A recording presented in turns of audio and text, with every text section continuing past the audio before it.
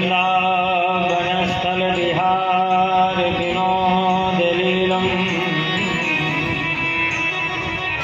वंदे महापुरुष ते चरणारविंदम।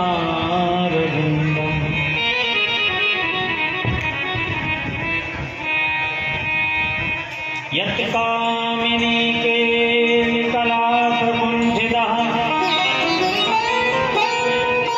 कामोऽप्यकामाभिमदो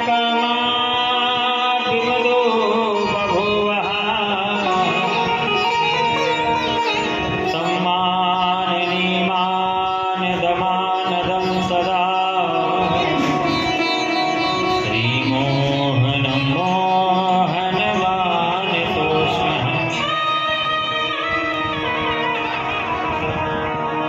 नारायणं नमस्कृत्य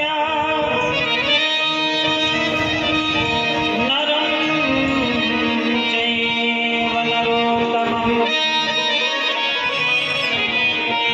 देवीं सरस्वतीं व्यासं ततो जयमुदीरये।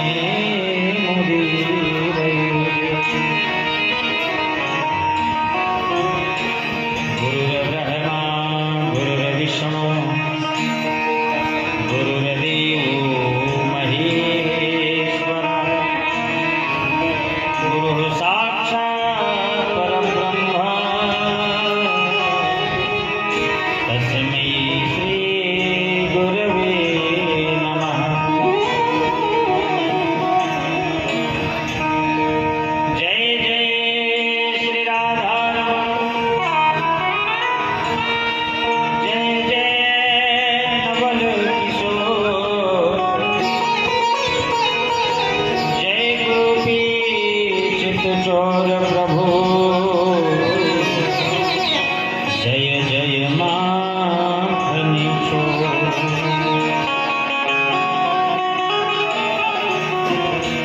आइए हनुमंत विराजिए कथा करूं मति अनुसार प्रेम सहित आसन धरो पधारिए पवन कुमार। बोले श्रीमद्भागवत महापुराण की श्री बांके बिहारी लाल की जय। श्री राधा रानी सरकार की जय। उमापति महादेव की जय। अनंत बलवंत श्री हनुमंतलाल जी महाराज की जय। गंगा मैया की गौ मैया की जय। श्री सद्गुरुदेव भगवान की जय।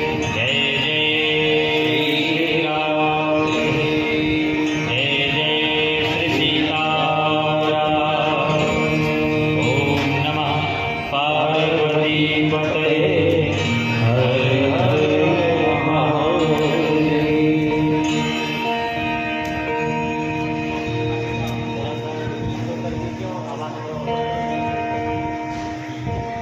आइए पवन नाम हरिनाम संकीर्तन का सहारा लें। तत्पश्चात हर इच्छानुसार कथा प्रारंभ करें।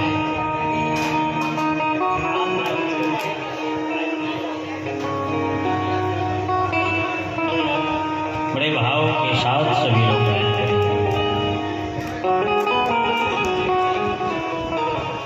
जय राधे राधे गोविंद गोविंद राधे। राधे राधे गोविंद गोविंद राधे। राधे राधे गोविंद गोविंद राधे। श्री राधे राधे गोविंद गोविंद राधे। राधे राधे गोविंद गोविंद राधे। राधे राधे गोविंद गोविंद राधे। गोविंद राधे राधे गोपाल राधे। राधे राधे गोपाल राधे गोविंद राधे राधे गोपाल राधे गाइए गोविंद राधे राधे गोपाल राधे राधे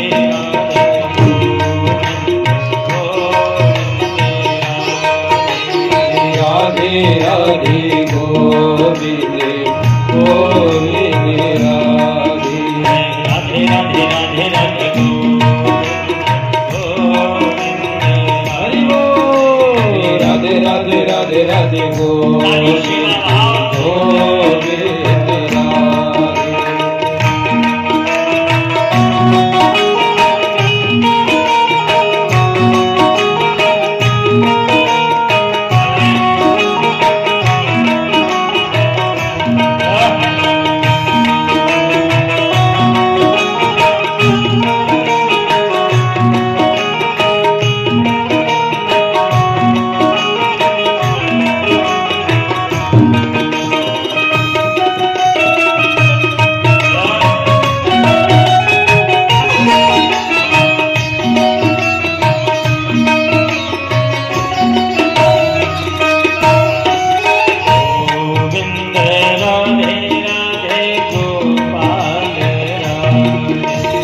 गोविंद राधे राधे गोपाल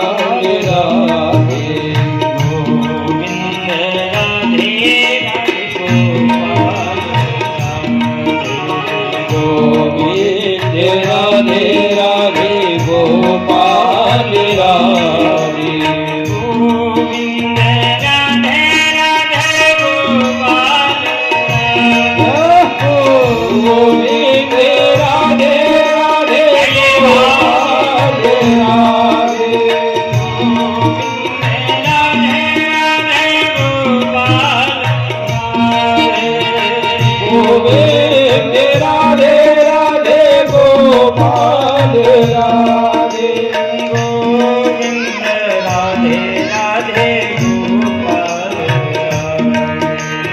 गोविंद राधे राधे गोपाल राधे राधे राधे गोविंद गोविंद राधे राधे काली सेवा गोविंद राधे राधे राधे राधे राधे गोविंद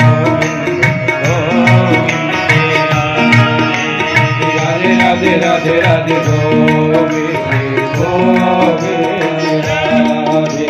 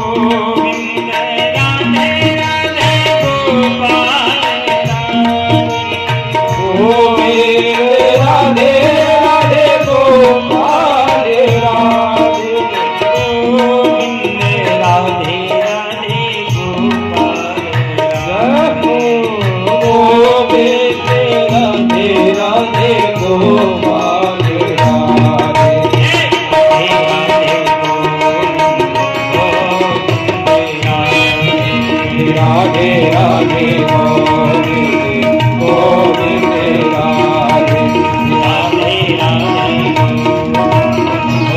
गोविंद राधे राधे गोविंद गोविंद राधे राधे गोपाल राधे गोविंद राधे गोपाल राधे गोविंद राधे गोपाल राधे गोविंद राधे गोपाल राधे गोविंद राधे गोपाल राधे गोविंद राधे गोपाल राधे गोपाल राधे गोपाल राधे गोपाल राधे गोपाल राधे गोपाल राधे गोविंद राधे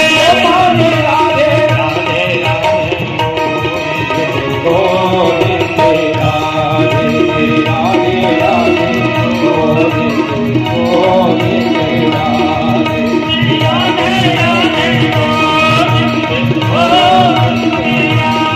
राधे राधे राधे गोविंद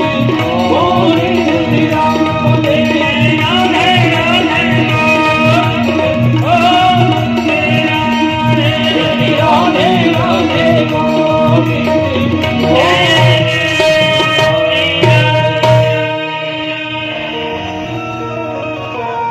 जय राधे राधे गोविंद गोविंद बोले राधा रानी सरकार की। प्राकर्ष तात्पर्य परब्रह्म परमेश्वर अखिल कोटि ब्रह्मांड नायक जगनियंता जगदाधार हे विराट स्वरूप भक्तवत्सल दया के सागर करुणा करने वाले पतित पावन भद्र वेदी पर संस्थापित प्रत्यक्षमय वांगमय स्वरूप में विद्यमान करने वाले नानक के नूर सपू के सेवक नरसिंह जी के सामरिया मीरा जी के गिरधर राधा जी के प्राण कंस के काल माँ यशोदा जी के लाल लीला बिहारी कुंज बिहारी श्री बांके बिहारी लाल भगवान के चरणारविंदों में कोटि कोटि वंदन करके पूर्ण उपस्थिति अनंत बलवंत श्री नांदी के हनुमंत राज जी महाराज सूक्ष्म उपस्थिति भगवान के अनुग्रह विग्रह पूज्य चरण साकेतवासी संत श्री पंजाबी भगवान जी महाराज मेरे आराध्य देव श्री सदगुरुदेव भगवान के चरणारविंदों में कोटि कोटि वंदन करते उपस्थित पूज्य विप्र चरण रज को वंदन करते हुए सहज ने ये संगीतज्ञ बंधुओं भक्तिमयी माताओं मम्मी चार्जर देना। इस कथा के रस रसिक श्रद्धालु भक्तजन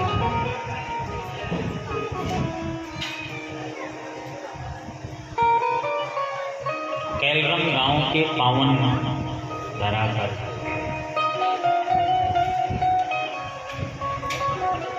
और इस कथा के यजमान स्वरूप समस्त गोयल परिवार उनके पुरजन परिजन नाम रिश्तेदार इष्ट मित्र बंधु बांधव ये पावन गाथा पितृ मोक्षदायी है।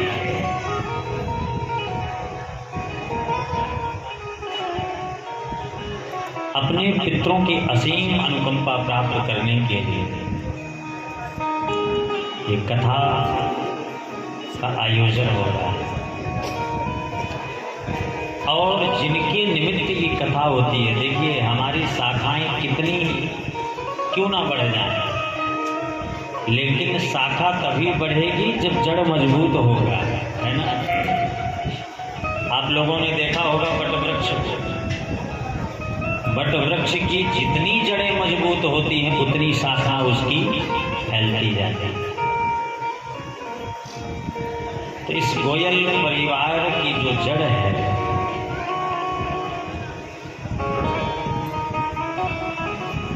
परीक्षित स्वरूप क्या नाम, मंगती राम जी, क्या मंगतू राम जी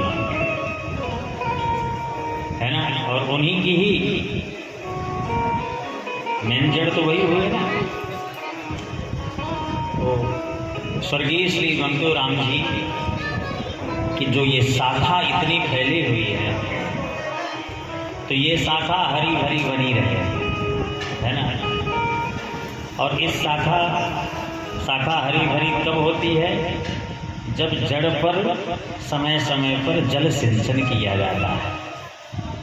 तो ये शाखा हरी भरी इसीलिए है क्योंकि जो मंगतू राम जी, स्वर्गीय श्री मंगतू राम जी जो जड़ है,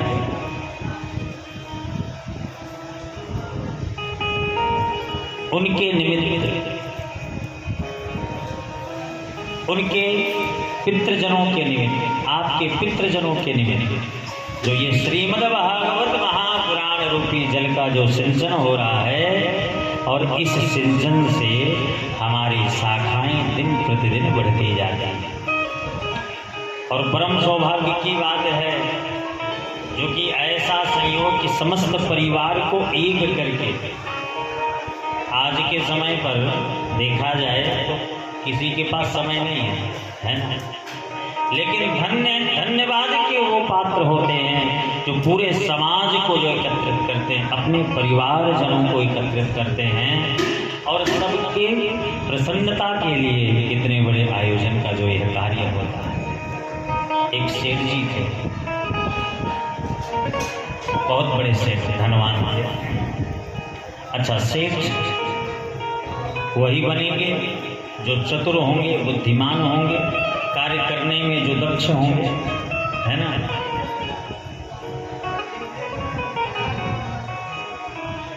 सेठ जी के पास खूब धन था और 25 वर्षों से लगभग लगातार वो खूब धन कमाए। और एक दिन रात्रि के समय पर लक्ष्मी माता कहने लगी, सेठ जी स्वप्न में आई, और स्वप्न में आकर कहने लगी, देखो भाई, अब हम आपके यहाँ पर 25 वर्षों से थे, अब हम जाना चाहते हैं। अच्छा, कौन कहेगा कि हमारे घर से लक्ष्मी चली जाए?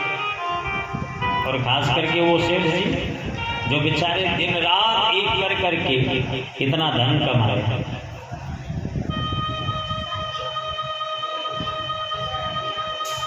उन्होंने कहा, माता जी आप क्यों जाना चाहते हो, हमसे कोई अपराध हो गया? बोले, अपराध कुछ नहीं हो गया, हम तो चंचल हैं, चलाएमान हैं, हम तो चलते रहते हैं।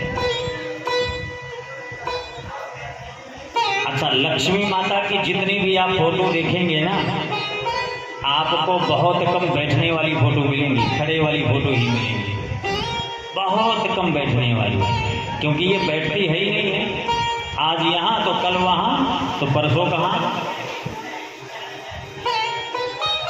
सेठ जी खूब विनती की है, नहीं माता जी आप रुके रहो, आप मत जाओ।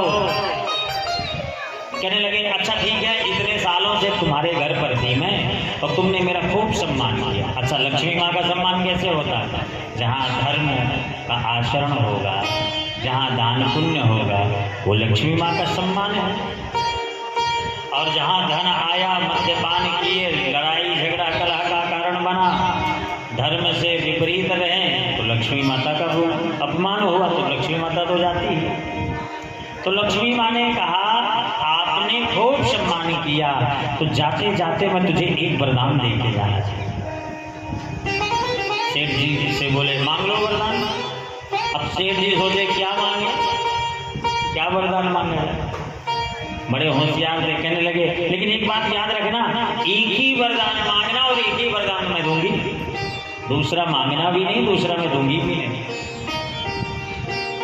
सेठ जी ने कहा, ठीक है माता जी, आज नहीं और कल आप स्वप्न में पुनः आए, मैं आपसे वरदान मांगूं। एक वरदान से याद आया, एक भोलेनाथ जी का एक शिष्य था, भोले बाबा की खूब सेवा किया। अच्छा, मांगने वाले भी बड़े चतुर होते हैं। भोले बाबा बोले, बेटा वरदान मांग लो, पर एक ही वरदान मांगना। तो कहने लगा, महाराज इतने सालों से जो आपकी सेवा पूजा की है हम इसके लिए थोड़ी किए कि एक ही वरदान, कम से कम 2-4 वरदान दो। बोले नहीं, एक ही वरदान। बोले अच्छा महाराज, एक दिन का समय दो, हम घर जाएं, घर से पूछ कर आते हैं, तब आपसे वरदान मांगेंगे। बोले ठीक है। घर आया वह व्यक्ति और अपनी बूढ़ी मैया से बोला, जो बेचारी अंधी थी, माता जी, बोले बाबा वरदान मांगने के लिए बोले एक ही वरदान देंगे, बताओ कौन सा वरदान मांगना। बूढ़ी मैया कहने लगी, बेटा अंधी हूँ, दिखाई नहीं देता, मेरे लिए आंख मांग ले। बालक बोला, 80 साल से तो दुनिया को नहीं देखे हो, अब अगर आंख मिल जाएगी तो 20 साल देख करके क्या कर लोगी। बोले आंख नहीं मांगेंगे। बोले तो पत्नी के पास गए, पत्नी बोली हमारे संतान नहीं है, आप बेटा मांग लो ना। बोले नहीं, बेटा नहीं मांगेगा, एक ही वरदान मिलेगा और वरदान ऐसा लेना है कि सब कुछ आ जाए। तो सोचता गया और थोड़ी देर के बाद भोले बाबा के पास गया। भोले बाबा से कहने लगा, प्रभु तैयार हूँ वरदान मांगने को। भोले बाबा बोले, याद रखना, एक से दूसरा वरदान दूंगा नहीं। हाँ महाराज, एक ही वरदान मांगूंगा। बोले क्या चाहिए। भोले बाबा से कहने लगे, महाराज आप मुझे वो वरदान दीजिए, मेरी माताजी अपने पोते को सोने की थाल में भोजन कराते हुए देखेंगे। अब देखने का मतलब हुआ कि भाई आंख आ जाए, सोने के थाल में धन भी आ जाए, है ना। अब पोते को कि हमारे बेटा भी हो जाए। भोले बाबा चक्कर में पड़ गए। भोले बाबा सोचे हम ही होशियार अपने आप को समझ रहे थे, और ये तो सेठ जी, ये तो हमसे भी होशियार निकल गए। और वैसे थोड़ी, बुरा मत मानना, वैसे थोड़ी नाम पड़ा है बनिए। भारत सरकार भी इस बात को मानती है। आप लोग देखे होंगे जगह जगह लिखा होता है, भारत सरकार की घोषणा है, भारत के स्वच्छ नागरिक बनिए। सरकार भी तो कहती है ना। खैर ये हास्य की बात है। लेकिन अब जब वो व्यक्ति गया, पहले 4 बहुएं थी, बड़ी बहू से पूछे, बेटा बताओ लक्ष्मी माता जा रही, क्या मांगे। बड़ी बहू कहने लगी, महाराज सोना चांदी धन दौलत मांग लो, कम से कम खाने पीने के लिए तो हो जाएगा। बीचों दूसरे नंबर की कहने लगी, अरे वो मत मांगो, एक काम करो जमीन जायदाद मांग लो। तीसरे ने कहा, महाराज जितनी संपत्ति सब कुछ मांग लो। अब चौथे के पास गए, चौथी बेटी बहू कहने लगी, पिताजी जब धन तो लक्ष्मी माता तो जा ही नहीं है, धन तो जा ही रहा है, एक काम करो, न धन मांगो न दौलत मांगो, अगर मांगना है तो क्या मांगो, प्रेम मांग लो। लक्ष्मी माता के पास अगले दिन स्वप्न पर आए। सेठ जी बोले, माताजी वरदान देना है तो मुझे प्रेम दीजिए। प्रेम का वरदान मांगे, और जहाँ प्रेम है वहाँ शांति है, जहाँ शांति है वहाँ से लक्ष्मी माता कभी नहीं जाती। तो धन्य है आज यह गोयल परिवार, जो समस्त अपने समस्त परिवार के लोगों को एकत्रित करते हुए और ये भुक्ति मुक्ति दायिनी अपने पितरों के मोक्ष के लिए, अपने पितरों की कृपा को प्राप्त करने के लिए श्रीमद् भागवत महापुराण का आयोजन करवाया। इसलिए धन्यवाद के पात्र आप सभी लोग।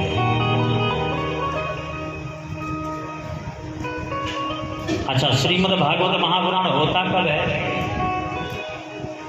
यद्यपि कथा तो जगह जगह हो रही है, हर जगह, लेकिन कथा का आयोजन तभी हो सकता है जब तक जीवन में 5 पुण्य एकत्रित नहीं होते ना, तब तक कथा का आयोजन नहीं हो सकता। पहला, उस नगर ग्राम का पुण्य, जिस नगर और गांव में कथा होने वाली है, पहला पुण्य। दूसरा, उस स्थान का पुण्य जिस स्थान पर बैठ करके हम आप सभी लोग कथा श्रवण करने वाले हैं। तीसरा, उन लोगों के पुण्य जो लोग बैठ करके कथा श्रवण के लिए आतुर होते हैं। चौथा, पितरों की कृपा और पांचवा सदगुरुदेव भगवान की कृपा। जब तक जीवन में ये 5 पुण्य एकत्रित नहीं होते हैं तब तक कथा का आयोजन नहीं हो सकता है। इसलिए ये श्रीमद् भागवत महापुराण साधारण नहीं है। निगम कल्पितरोर्गलितं फलम् सुखमुखादमृतद्रव संयुतम् पिबत भागवतं रसमालयम् मुहुरहो रसिका भोगे भावुका। एक ही श्लोक में श्रीमद् भागवत महापुराण का संपूर्ण फल है। आखिर ये कथा क्यों सुनना चाहिए? कथा को श्रवण करने से क्या लाभ मिलता है? भाई एक बार सुन लिया, 2 बार सुन लिया, लेकिन पेयम पेयम मधुर पुस्तकम बार बार क्यों सुनना चाहिए? ये है क्या चीज? श्रीमद् भागवत महापुराण। अच्छा, कई बार ऐसा भी होता महाराज श्लोक समझ में नहीं आता, क्या सुना जाए? याद रखना, श्रीमद् भागवत महापुराण का अगर एक श्लोक नहीं, आधा श्लोक भी अगर हमारे कान में पड़ जाएगा ना तो हमारे जीवन के सारे पाप विनष्ट हो जाएंगे। जैसे किसी व्यक्ति को सर्प काटता है ना, तो जब सर्प काटता है तो काट खाने वाला व्यक्ति तो बेहोश हो गया। तब मंत्र झाड़ने वाले आते हैं, कान में मंत्र फूंकते हैं। अब वो तो बेहोश पड़ा, उसको नहीं मालूम क्या मंत्र है, लेकिन उस मंत्र के प्रभाव से वह व्यक्ति जागृत हो जाता है। ठीक इसी प्रकार श्रीमद् भागवत महापुराण श्रवण के श्लोक समझ में आए या ना आए, लेकिन श्रवण करना चाहिए। सुनने मात्र से हमारे जीवन के जितने भी पाप हैं सब विनष्ट हो जाते हैं। ये क्या है श्रीमद् भागवत? निगम कल्पतरोर्गलितं फलम् सुखमुखादमृतद्रव संयुतम् पिबत भागवतं रसमालयम् मुहुरहो रसिका भुवि भावुका। निगम कल्पतरोर क्या है? निगम माने वेद, वेद रूपी कल्प वृक्ष का यह पका हुआ फल है, यह श्रीमद् भागवत महापुराण। और श्रीमद् भागवत महापुराण में पका हुआ फल है। और कहां से आया? बोले वेदों की उच्च शाखा से यह टपक करके ये फल आया है धरती पर, यही पधारा है। अब किसी ने पूछा वेद व्यासी महाराज से, महाराज अगर ये वेदों की शाखा से श्रीमद् भागवत रूपी फल आया है तो महाराज ये तो टूट गया। भाई कोई वृक्ष से अगर कोई फल नीचे गिरता है तो टूट जाता है पका हुआ। अब फिर आपने कहा पका हुआ फल है, टूट गया होगा। वेदव्यासी महाराज बोले नहीं नहीं, भगवता प्रोक्तम भागवतम, इस फल का नाम है श्रीमद् भागवत। ये बिल्कुल पका हुआ फल है और गिरा है तो कैसे आया? डाली प्रति डाली के सहयोग से आया है। इसलिए इस फल को पियो। किसी ने कहा जय हो महाराज, आज तक तो हमने कोई ऐसा फल नहीं देखा जो पीने वाला फल हो। फल को काटा जाता है, फल को चूसा जाता है, फल को खाया जाता है, पर पीने वाला फल हमने नहीं देखा। वेदव्यासी महाराज बोले भैया पीने की बात तो तब करेंगे जब किसी में गुठली और छिलका हो। और ये जो हमारा श्रीमद् भागवत महापुराण है इसमें ना गुठली है ना छिलका है, केवल रस ही रस भरा है। इसलिए बहुत मीठा फल है, पियो। किसी ने पूछा वेदव्यास जी से, महाराज आपके कहने से थोड़ी मान लेंगे कि ये फल बिल्कुल मीठा है, प्रमाण दीजिए कि ये फल श्रीमद् भागवत फल मीठा है। भाई हमें तो लगता खट्टा है। बोले फल का पारखी कौन होता है? तोता। तोता जिस फल में चोंच मार दे आंख बंद करके समझ जाना चाहिए ये फल अत्यधिक मीठा है। तो श्रीमद् भागवत रूपी फल पर किस तोते ने चोंच मारी? बोले सुख मुखादमृतद्रव संयुतम्। बोले सुख मुख विगलित फल है, सुखदेव भगवान की चोंच लगी हुई है। सुखदेव भगवान का जन्म एक तोते से होता है ना, इसलिए तोता जिस फल में चोंच मार दे समझ जाओ फल बिल्कुल मीठा। तो सुखदेव भगवान की चोंच लगी हुई है, इसलिए ये फल अत्यधिक मीठा है। इसलिए इस फल को पियो सत्संग करो। जिसके जीवन में मिला सत्संग है, जिसके जीवन में मिला सत्संग है, उसे हर घड़ी आनंद ही आनंद है।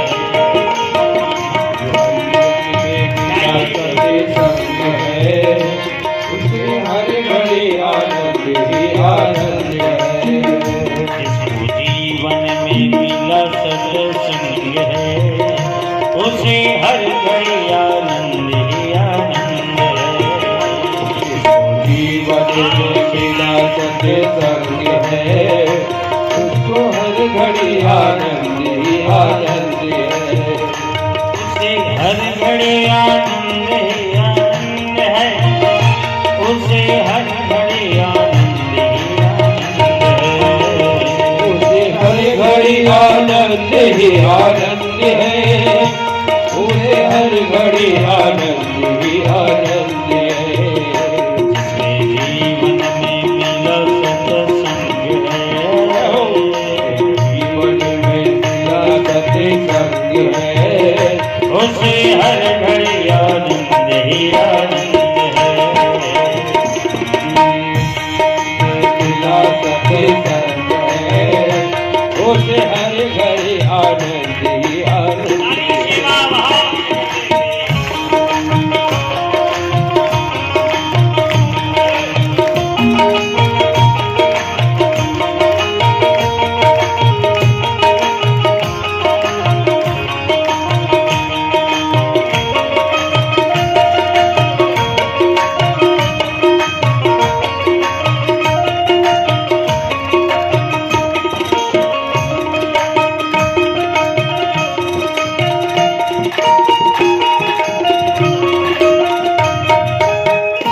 संत ऋषियों की वाणी को मानो, सत्य क्या है उसे पहचानो।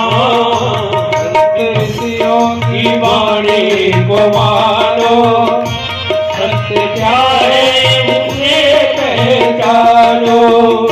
संत ऋषियों की वाणी को मानो, सत्य क्या है उसे पहचानो।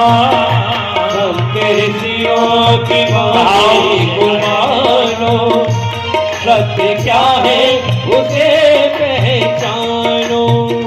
सत्य क्या है उसे पहचानो। वो सत्य क्या है उसे पहचानो। जिसका 84 से कट गया बंद है, 84 में कट गया बंद है, उसे हर घड़ी आनंद ही आनंद है। उसे हर घड़ी आनंद ही आनंद है। जिसके जीवन में मिला सत्संग है, उसे हर घड़ी आनंद ही आनंद है। जिसको जीवन में मिला सत्संग है, उसे हर घड़ी आनंद ही आनंद है।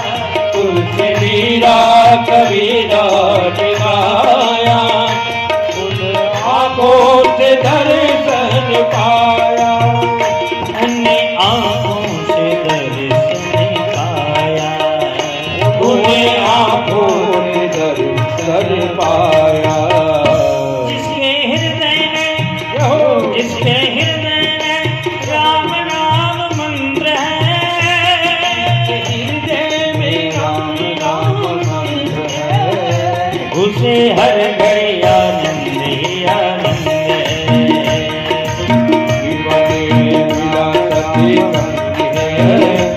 उसे हर घड़ी आनंद ही आनंद है। जिसको जीवन में मिला सत्संग है उसे हर घड़ी आनंद ही आनंद है। जीवन में मिला सत्संग है उसे हर घड़ी आनंद ही आनंद है।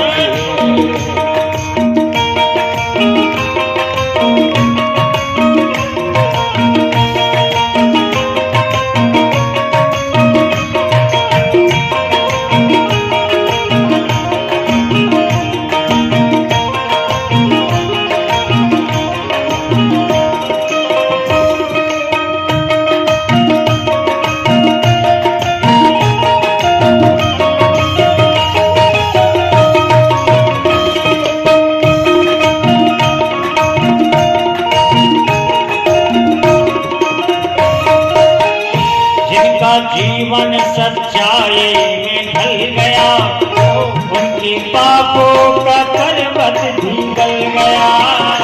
जिनका जीवन सच्चाई में ढल गया उनके पापों का पर्वत भी ढल गया। जिनका जीवन सच्चाई में ढल गया उनके पापों का पर्वत भी गल गया। जिनका जीवन सच्चाई में ढल गया उनके पापों का पर्वत भी ढल गया। उनके पापों का पर्वत भी गल गया। उनके पापों का पर्वत भी ढल गया। जिसके रोम में यहो जिसके रोम में बसे गोविंद है जिसके रोम में बसे गोविंद है उसे हर घड़ी आनंद ही आनंद है।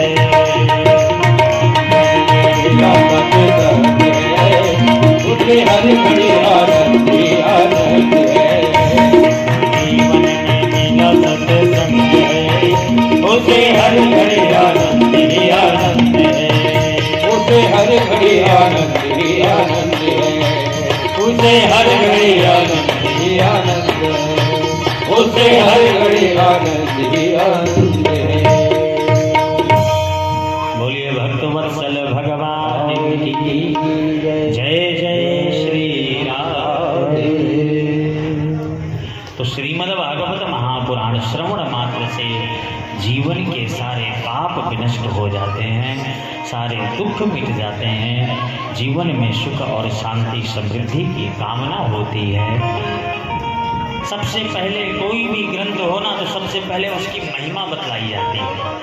ये श्रीमद् भागवत महापुराण की महिमा क्या है, ये क्या क्या देती है, किन फलों की प्राप्ति होती है, क्यों सुनना चाहिए श्रीमद् भागवत महापुराण। तो इसी विषय पर एक प्राचीन इतिहास श्रवण कराते हैं आत्मदेव महाराज कि जिनकी संतान नहीं है संतान मिलता है। जो धनहीन व्यक्ति है धनवान होता है। जो मानसिक तनाव से घिरा हुआ है उसके मानसिक तनाव दूर हो जाते हैं।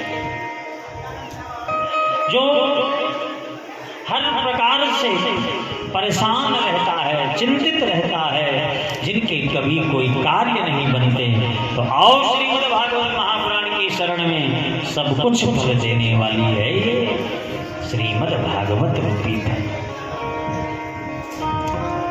सच्चिदानंद रूपाय विश्वोत्पत्त्यादिहेतवे तापत्रय विनाशाय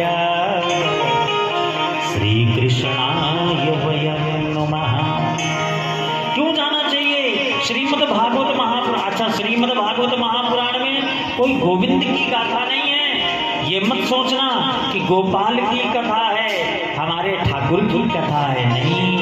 प्रत्येक अध्याय के अंत में लिखा हुआ है परमहंसे संहिताया, ये परमहंसों की गाथा है।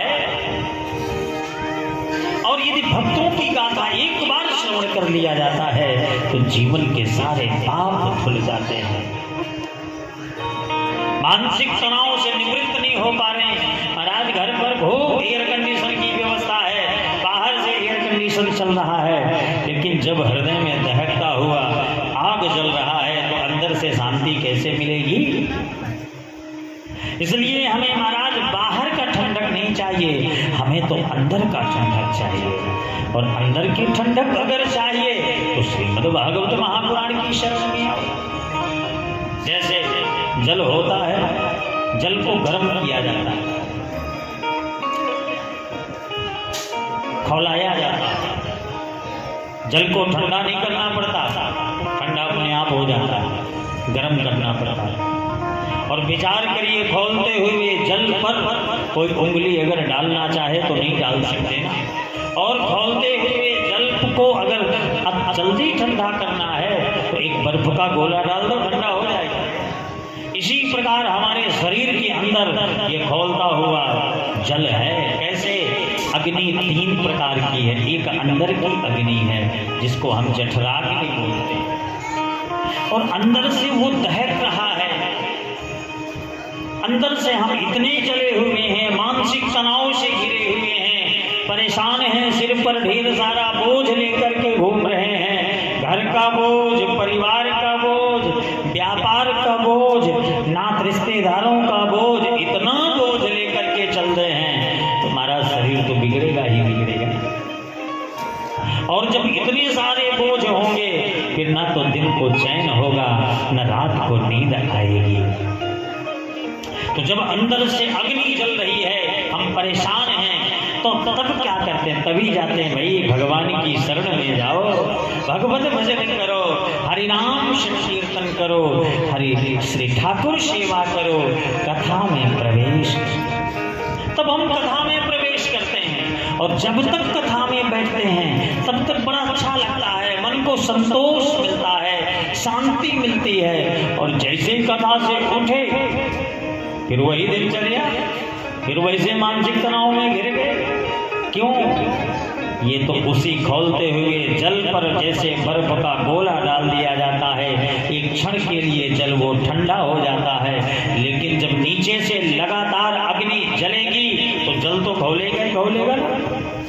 तो जब हम परेशान होते हैं तब थोड़ा बहुत कथा रूपी, सत्संग रूपी, हरिनाम संकीर्तन रूपी, ठाकुर सेवा, संत सेवा रूपी बर्फ का गोला थोड़ा सा डाल देते हैं, इससे थोड़ी देर के लिए शांति मिल जाती है, लेकिन हमेशा के लिए शांति नहीं मिलती है। मन को तो हमेशा शांत रखना है, सारा खेल मन का ही है। मन हार गया तो हम टूट गए, मन जीत गया तो हम प्रसन्न हो गए। मन ने कहा जाना चाहिए, चले गए, प्रसन्न हो गए। मन ने कहा जाना चाहिए, किसी ने रोक दिया, मन दुखी हो गया। दुखी मन होता है, हम नहीं होते हैं, और मन को ही हम अपना मान लेते हैं, और मन हमें रुलाता है, मन हमें दुखी करता है। इसलिए मन को शांत करने का सर्वोत्तम साधन है केवल श्रीमद् भागवत महापुराण। इसलिए सच्चिदानंद रूपाय विश्वोत्पत्त्यादि हेतवे तापत्रय विनाशाय श्री कृष्णाय वयं नमः। उस सच्चिदानंद भगवान को, जो सतघन चित घन आनंद घन है, उनको हम वंदन करते हैं। किनको? विश्वोत्पत्त्यादि हेतवे, जो विश्व की उत्पत्ति करते हैं। भगवान का प्रथम गुण है विश्व की उत्पत्ति करना। किसी ने कहा महाराज ये कौन सा गुण हुआ, उत्पत्ति कर दिए तो बहुत अच्छा गुण हो गया। नहीं, उत्पन्न किए हुए जीवों का जो जन्म से मरण तक ध्यान रखो, ऐसा नहीं। घर पर तो तब तक रहे जब तक प्यार प्रेम मिलता रहा, और जब अपनों की मार मिली अपनों को ही छोड़ करके बीच से ही भग जाना, ये बुद्धिमत्ता नहीं है। अपनों को धोखा दे देना ये बुद्धिमत्ता नहीं है। ठाकुर जी कहते हैं विश्वोत्पत्त्यादि हेतवे, विश्व विश्व की उत्पत्ति तो करता हूँ, ऐसा नहीं उत्पत्ति करके छोड़ दिया। बोले जन्म से लेकर मरण तक का पूरा ध्यान रखता हूँ। एक बार लक्ष्मी माता से ठाकुर जी बोले, देवी जब तक संसार के समस्त प्राणी भोजन नहीं कर लेते ना, तब तक मैं भोजन नहीं करता। परीक्षा देने के लिए क्या करती हैं, एक डिबिया पर छोटी सी चिटिया को, चींटी को दबा देती। बोले प्रभु के सन्मुख भोजन की थाल लेकर के गए, क्या संसार सागर के समस्त जीव तृप्त हो गए? हाँ प्रभु सब हो गए, आप भी प्रसादी। जैसे ही प्रसादी पानी का पहला ग्रास उठाए, तब तक में लक्ष्मी माता ने हाथ पकड़ा, प्रभु क्षमा करना, आपका नियम टूट रहा है, आपका संकल्प है जब तक संसार का कोई भी जीव होगा, प्राणी होगा, भूखा होगा, तब तक आप अन्न ग्रहण नहीं करते हैं। लेकिन इस डिबिया के अंदर एक चींटी है, उसके मुख में एक भी दाना नहीं। बोले देवी ऐसा नहीं हो सकता, जरा खोल करके तो देखो। खोल कर देखा गया, उसके मुख में भी एक कनक का छोटा सा दाना था। कहने का तात्पर्य ठाकुर जी हैं विश्वोत्पत्त्यादि तवे, उत्पत्ति ही नहीं करते हैं, उत्पन्न किए हुए जीवों का जो जन्म से मरण तक का पूरा ध्यान। और क्या करते हैं, बोले तापत्रय विनाशाय, तीनों प्रकार के तापों को विनष्ट करते हैं। तीन प्रकार के ताप कौन कौन हैं? दैहिक, दैविक, भौतिक ताप। दैविक भौतिक ताप,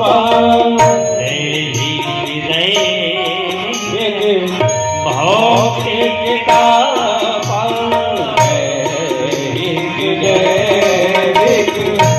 भौतिक ताप। राम राज का तू नहीं प्यारा, राम राज का तू नहीं प्यारा। श्री राम जय राम जय जय राम, श्री राम जय राम जय जय राम, श्री राम जय राम जय जय राम,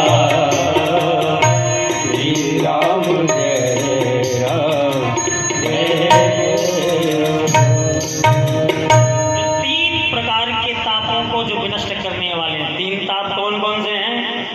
तापत्रय विनाशाय, दैहिक, दैविक और भौतिक। दैहिक किसको कहते हैं? जब शरीर की पीड़ा होती है, जब शरीर हमारा साथ नहीं देता, उसको कहते हैं दैहिक। दैविक कौन सा हुआ? जब देवताओं के द्वारा पीड़ित होते हैं, महाराज ग्रह दशा ठीक नहीं चल रही, क्या बताएं, राहु खराब, शनि खराब, जब ग्रह दशा खराब हो, जब देवताओं के द्वारा पीड़ित होते हैं। और एक ताप कौन सा होता है? भौतिक। भौतिक माने जब भूत प्रेतों से हम पीड़ित होते हैं, उसको कहते हैं भौतिक ताप। तो ये जो तीन प्रकार के ताप हैं, ये तीनों ताप कैसे हटते हैं? बोले जो भगवान श्री कृष्ण की शरण में आते हैं, श्री कृष्णाय वयम नुमः, ऐसे भगवान श्री कृष्ण को हम आप सभी लोग